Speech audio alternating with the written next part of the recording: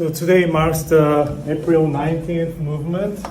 International students who are not aware of the historical significance of today's date in Korean history. Today marks the important date of democratic Korea. Why I showed you this video is that as we study consumer behavior and how people perceive and be motivated and behave and participate. I think Korea's phenomenon, historical events such as this, which shows the large population, even university students and high school students, middle schoolers participate in this kind of a civic movement is very iconic in terms of the democracy through the world. As we see Arab Springs, labor unions in different countries, it is always challenging to maybe persuade citizens to participate for the right causes.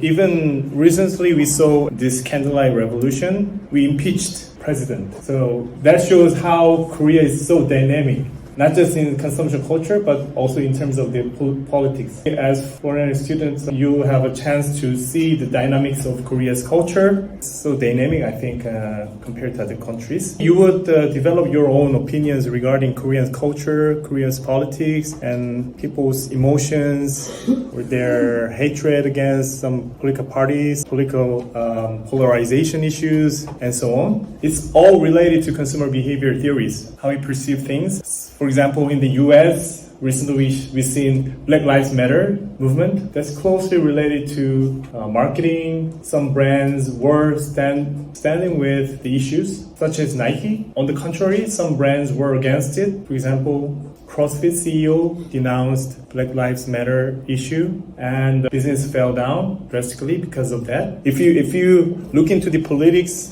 or social issues with your own lenses of behavior science, we are seeing a lot of voting across countries. Voting behavior is also irrational. Since we study consumer behavior, don't just think people are crazy. You guys you can have a deeper understanding about why people think like that, why people consume media like that, or why people are influenced by media like that, and why people show so much different attitudes, opinions, even with your parents or your friend. Why you see exactly the same thing, but showing the opposite reaction. How to understand that? You better have a theoretical lens, and you can even change the opposite side opinions or behavior. Though we are exposed to the same stimuli, such as news coverage or politicians' address or SNS pictures, we show different reaction. We interpret things differently. As a human, we can be manipulated by the media